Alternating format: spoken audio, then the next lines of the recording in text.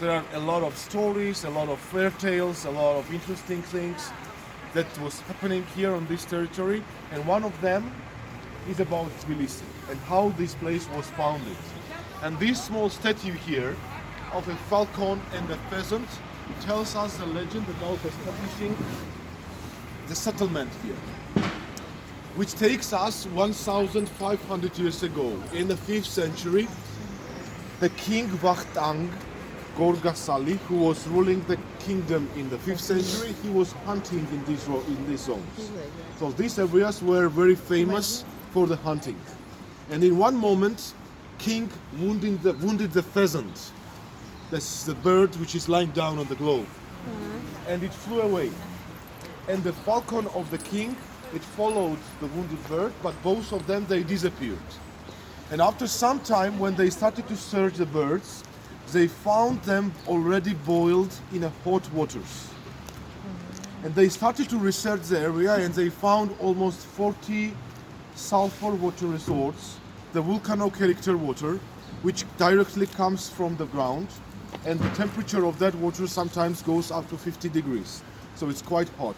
So both of the birds were boiled.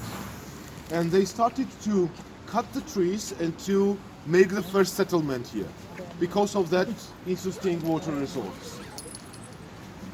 That's why the name of Tbilisi, it comes from the word Tbili, which means warm. And Tbilisi, we consider that it can be the warm waters. But that's a legend only.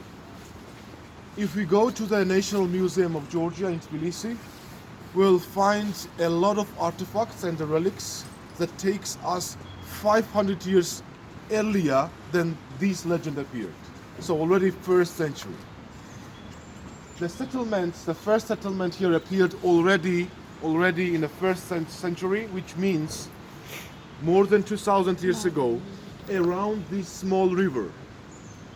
Because now we will walk along that small river till the waterfall, and we will see a couple of the resorts, the sulfur waters, that directly come from the ground, and they are naturally hot. And the first settlement was made by the people who were working on the leather, and they were selling the leather materials. Because the sulfur hot water is the best way of cleaning the leather and to keep it for a long time. These round tombs that you are looking at are famous baths in Tbilisi, sulfur bath. Each one is an individual room. That's a very interesting combination of Persian, Turkish, and Caucasian style of bath. Some kind of Roman bath details as well. The price, actually, over that small street, that's public bath, which means that mainly locals are going there. But it means a big hall and hundreds of people are taking the bus together. โอ้ลงได้แล้วคนหญิงชายรวม And กันเนาะ on this side of the road is more touristic area, so these rooms are individual car rooms. From 2 to 8 people, and it costs from 60 laris per room for 1 hour.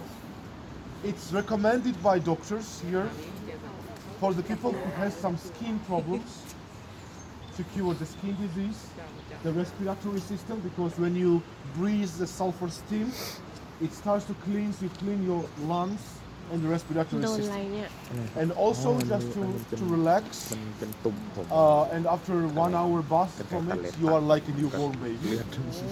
We normally have a tradition to have this kind of bath at least once per week. And I live not far away from here, so I'm very often I visit this place.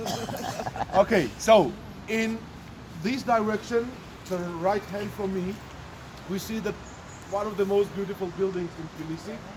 And many times people, they mix it with the mosque. It's very much looks like the mosque, but it's bath as well. It's a Persian bath that belongs to the Persian governor in 18th century. We speak about 300 years ago. He built it for himself, and it was the private bath of him. But when we saved Tbilisi from the Persian invaders, it went to the hands of the local governors, and it got the name of a colorful bath. Nowadays, because of these colorful mosaics, We call it colorful bath, and that's most popular bath เขา in พูดถึง Tbilisi หมายถึงอันนั้นอัน and นี้ most luxury. The mosque is upstairs. กลม We will go there ๆไม่ใช่สุ and เห we ร่า will see the backyard of that mosque. That's the only one mosque in Tbilisi. That's the only one mosque, and still active. Every Friday, the ethnical Muslims from eastern and central Georgia, they come here for the main praying on Fridays. Why it's so unique? First of all, it's original building. Nobody touched it. Nobody restored it since 1792. More than 300 years. And the main thing is that Shias and Sunnis, they are praying together in a one mosque, which is very unique case today in the world, because we know that Shias and Sunnis, they have big trouble and the fights always. They don't like each other. But in this mosque, they pray in the same building. Actually, Tbilisi was always a place of meeting, the connections. You will find more than 5 different cultures in this city. That's why when the foreigners are visiting Tbilisi and Georgia itself, they find something theirs. Turks who have been here for 200 years. Persians, Mongols invaded the country in 14th century. Arabs have been here. The northern Caucasian tribes were attacking the country. So for sure, and Tbilisi and the whole Georgia was on the part of an ancient Silk Road. That means the main trading area, and for sure the traders who were passing by, they were leaving something theirs.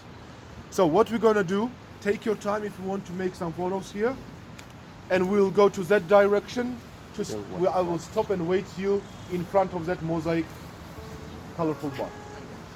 โอ้เข้าไปได้เหรอ ได้ครับสักครู่นะครับทุกท่านเมื่อสักครู่นะครับเดี๋ยวผมขอบรรยายสรุปสักครู่หนึ่งนะครับ